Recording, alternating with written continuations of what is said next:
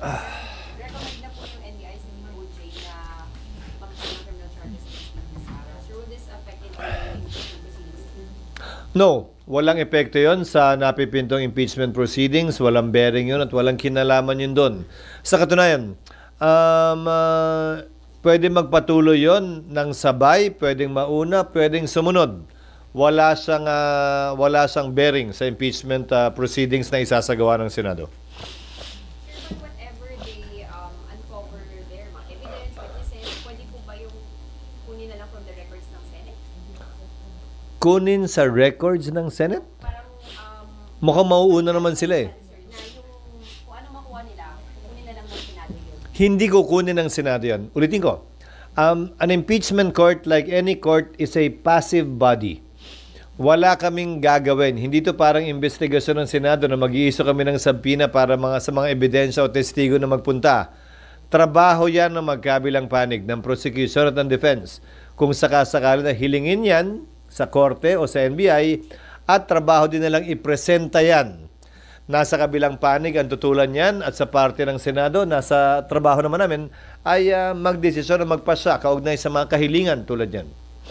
But it can be done. It is possible. O, tamo, tapos na agad. Likan na, kain na tayo. Ay. Basta sir, pagka ganyan, kung matapos agad sila, it's up to the prosecution or defense to ask the impeachment court kung kailangan isama nila. No, they can present the same witnesses. They can present the same pieces of object or documentary evidence. That is totally up to them. Karapatan naman ng kabilang panig kung sakasakali, kung may basis sila, natutulan niya ang presentasyon yan. Until now, argument pa rin kung pwede ba tumawid sa next Congress o hindi yung impeachment trial. Sino na naman ang nagsabi? Sino ba ni bago na naman? Yung press conference, Mahirap naman mag-comment ng walang name. Dapat may name. ayan. So yung sabi ni Justice Escalona, pwede tumawid as long as makonvene yung impeachment court within the 19th Congress. Yung ba yung sir intention? Makukonvene definitely kayo as impeachment court? Teorya niya yon, pero sa tingin ko nga, meron ng jurisdiction ang Senado dyan sa kasong yan dahil tinanggap na namin eh. Mag-convene man o hindi yung korte to receive evidence, mag-i-issue na ng mga jurisdictional orders ang impeachment court na ito. Kaugnay ng pagpapasagot, na pag-usapan na natin yan, pagpapasagot sa nasasakdal at paghingi ng tugon doon ng prosecution naman. So, technical na term yung ginagamit marahil ni Justice Ascunan, yung pag-convene. Kasi physical convening ba yon o na nagkaroon na ng jurisdiction ng impeachment court? Ulitin ko, may jurisdiction na sa aking pananaw ang Senado sa subject matter of impeachment. Wala pa kaming jurisdiction sa katauhan ng nasasakdal ni Vice President Sara hanggat siya hindi pa sumasagot at na-arraign. Pero subukan ko so anong gusto nga niyang gawin namin? Sundan natin sa logical conclusion yung mga nagsasabi niyan. So mag-convene kami pero wala muna kaming gagawin. So anong gagawin namin pag-convene namin? Pero sir, pwede na ba kayong... Hindi, anong gagawin muna namin? Wala, di ba? Pre-trial. Pero yung pre-trial nga pwedeng magawa na hindi nagko-convene dahil maghihintay ka lang namang sumagot eh. Pero sir, can you ask the Vice President for her answer and yung mga regional... Yes, but these are all pre-trial matters. Yes sir, pero even without convening as impeachment court, like hindi pa kayo nag-pass impeachment court. When you say without convening as an impeachment court, by analogy, let's use the current courts. Nando na kasi yung korte. So mag-i-issue siya ng mga order, yung judge, bago pa mag-trial. Hindi pa naman technically trial yung pag-issue ng summons eh. Hindi pa siya trial ah. So when you say trial shall forthwith, trial means reception of evidence. Pero sir, Wala pa tayong reception of evidence. kung hihingi na siya ng answer, without convening as an impeachment court, anong entity yun? Depende nga sa rules ng Senado. Kasi sa kasalukuyang rules ng Senado, nakalagay doon. If you may want to read it. The Senate President, it does not make mention of an impeachment court. Kasalukuyang rules yan, ha? The Senate President shall take proper order of the subject matter of impeachment. So, maaaring bahagi yon ng trabaho ng Senate President depende nga sa itatalaga ng rules. Hindi siya kinlarify ng rules. Isa yon sa mga bala ko i-clarify sa rules kung tatanggapin ng mayoriya ng Senado. Kung hindi tatanggapin ng mayoriya ng Senado yon, depende sa ilalaman ng rules na aprubahan ng Senado. Kung ipoprohibit yon specifically. Kung sabihin halimbawa ng rules, gusto ng nakararami ngayong 19th Congress, kailangan sumumpa na tayo, mag-impeachment court na tayo bago magawa lahat yan. Susundin namin ang gusto ng nakararami. Ang sinasabi ko ay, pwedeng hindi kailangan gawin yon nang nai-issue yung summons. Kasi sabi ni Senator Tolentino kanina, you have to convene as an impeachment court before you can ask for answer. Well, opinion niya yon. So, ulitin ko, depende sa ilalaman ng rules. So, isang boto na yon pabor doon. Wala akong particular na posisyon, ha. Okay lang sa akin either way. Ang sinasabi ko lamang sa inyo, yung dalawang yan ay posibleng mangyari at magawa. Na nag-convene at nag-issue ng summons, nang hindi nag-convene na nag-issue ng summons. So you can decide on that, sir, bago kayo bumalik sa session kasi supposedly approval na kayo ng rules. Papadala na namin, siyempre pagdedebatehan yun sa plenary. We are a body of record. Hindi naman pwede magdebate kami sa text. Hindi nyo alam kung saan galing yun, bakit nagkaganyan. So, ipepresenta namin yung draft at pagdedebatehan yun malamang sa floor. Sir, just one topic. Alam niyo naman po yung beat ko. Ano ba yung beat mo? New Senate Bill. New Senate building. Sir, you mentioned na meron na pong final costing. Sir, malalabas na po ba yun like today? Inaasahan ko sasabihin niya ni Senator Cayetano soon, pag nakita natin siya. Hindi, wait lang. Galing ako doon kanina. First time kong pinuntahan. Natanggap ko ang briefing mula sa mga taga-DPWH at saka yung technical staff ng Senado. Inaasahan namin na mapafinalize nila lahat ng mga sagot sa tanong ninyo sa susunod na mga araw. Dahil tulad ng sinabi ko sa inyo, noong December lamang nagkaroon ng DAED. December 2024 lamang nagkaroon ng Detailed Architectural and Engineering Design. Doon lamang ika nga nagsaraduhan ng libro na ito gagawin natin, ha? Kung anumang pagbabago, klaro na yung procedure namin bago yung pahintulutan para wala ng further cause of delay. Kaugnay ng maximum amount, tulad ng sinabi namin, nasa mga 31 to 33, pero mukhang mapepeg nila sa 31 cap, hindi na pwedeng lumampas yun doon, baka bumaba pa. Yun ngayon ang hamon sa amin, mapababa pa yon. Kaya hindi pa namin mabigay yung sagot kasi cap pa lamang ang pinagkasunduan. Hindi yung actual na amount kung sakasakali. Dahil subject to bidding procedures ito. So, yung 31 is the totality na o yung additional? Totality na yan. Kabilang na yung humigit kumulang 13 na ginastos na at yung naka-budget na 21. Total of 21. Kasi kung maalala mo, yung costings na yan, ginawa 2013 pa. So, kailangan namin i-update yung costing at dahil nga walang DAED, hindi namin kung anong kasama doon. Hindi namin alam kung anong kasama doon. Ito, kasama na lahat. Sir, yung 31, kasama po yung land ba doon? Kasama na lahat yun. Kasama na lahat yun. Total na yun. Wala kaming tinago o tinanggal doon. Total na yun. Kasama na, sir, yung mga interior and all. Lahat na yun.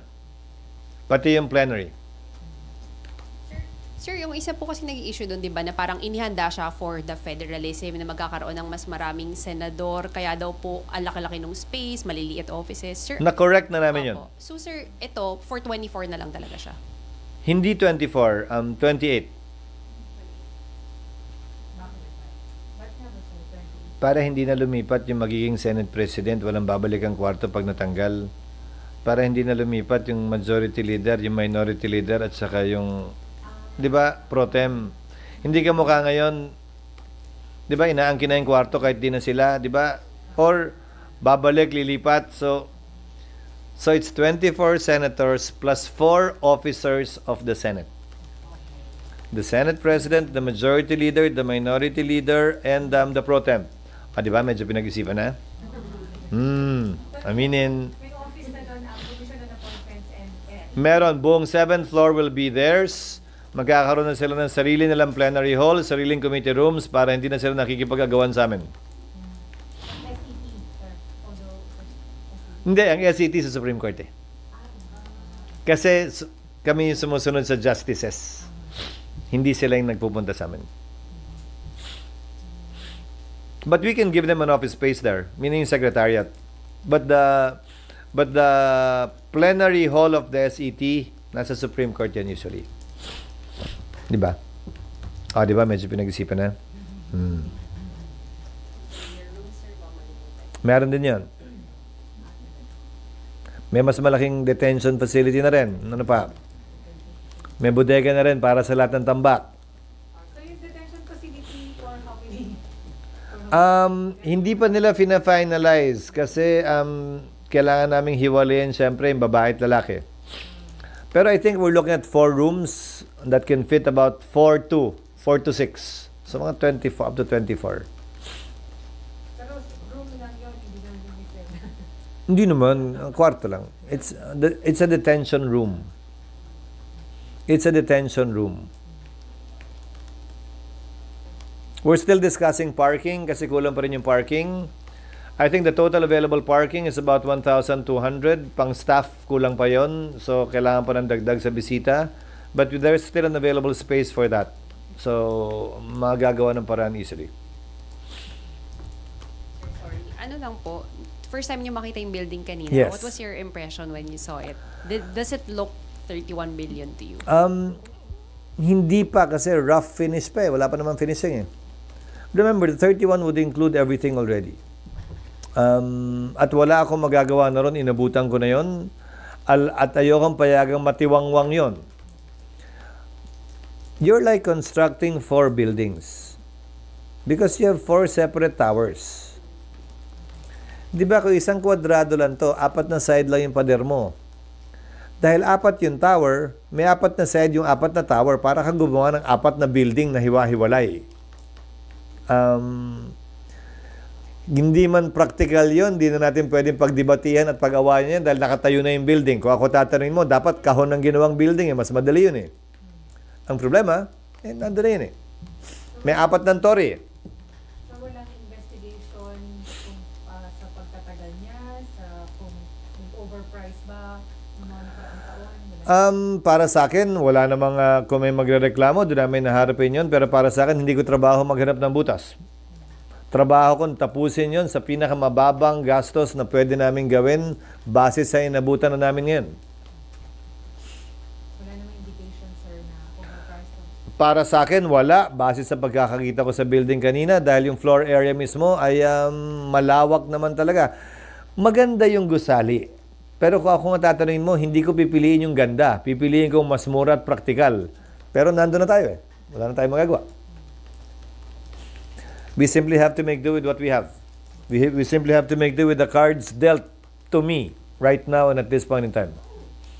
Okay na? Magkakwento na ako. Ay, wait lang sir, nakaleft yung kaya. Yung... Okay ka na? Wait lang sir. Rule ay matatagpuan sa Rules of Court. Ang layunin ng subjudice rule ay para hindi maapektuhan ang mga huwes ng pakikipag-usap o pagtatalakay ng paksa na nakabinbin sa korte. Iba ang impeachment complaint. Political na proseso rule. So hindi mag-a-apply ng parehong bisa yung subjudice rule sa kaso ng impeachment dahil nga political talaga ito at public ang nature ng trial na ito. At hindi naman tinago ng Korte Suprema na dapat huwes na hindi kumakausap ng ibang tao lumalabas ang magpapasa nito. Mga politiko din ang magpapasa nito. Mga nasa politika magpapasa nito. So, hindi. Ang mas papaalalahanan ko pa nga ay yung impeachment judges. Hindi dahil sa sub judice rule. Hindi dahil may impluensyahan sila ng sasabihin nilang sarili. Dahil ang interes ko, ang nais kong panatilihin ay yung pagiging pantay, parehas ng korte at pagiging kapanipaniwala ng anumang magiging desisyon ng impeachment court. Yon ang rason kung bakit pinapaalalahanan ko ang mga senador na maghunos dili sa pagpapahayag kaugnay sa impeachment nang wala pa man lang silang nakikitang ebidensya mula sa magkabilang panig o anuman ang kanilang magiging pinal na desisyon sa bagay na ito. Sir, pag nag-guilty verdict si Sara ng impeachment court, pwede pa bang i-appeal niya yun? Magkaiba ang pananaw kaugnay niyan. Ang pwede lamang, para sa akin, ang pwede lamang iapela at ang pwedeng apilahan lamang ay Korte Suprema ay kapag ka hindi sinunod ang tinatalaga ng saligang batas. Halimbawa, kinonvict siya ng walang 2/3. Yon pwedeng iakyat yon. Pero para sa akin, kaugnay ng merito ng kaso, kung sang-ayon nga ba sa pasya ng 2/3 o hindi ang Korte Suprema, ibang usapin yon. Sa pananaw at palagay ko, bagaman wala pang pinal na desisyon sa pagkakaalam ko ang korte dyan, hindi pwedeng iangat yung bagay na yun. So, pwedeng iangat pero hindi lahat ng bagay. Pwedeng iapela pero hindi lahat ng bagay.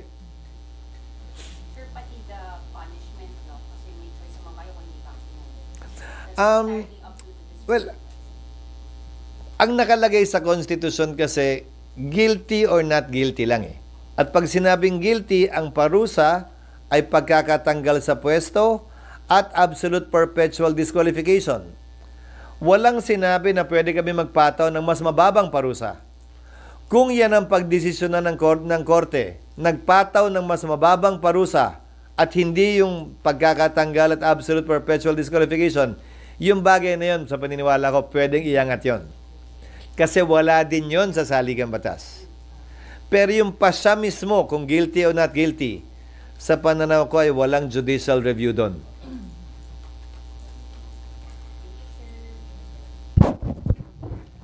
Thank you. Pwede nang kumain.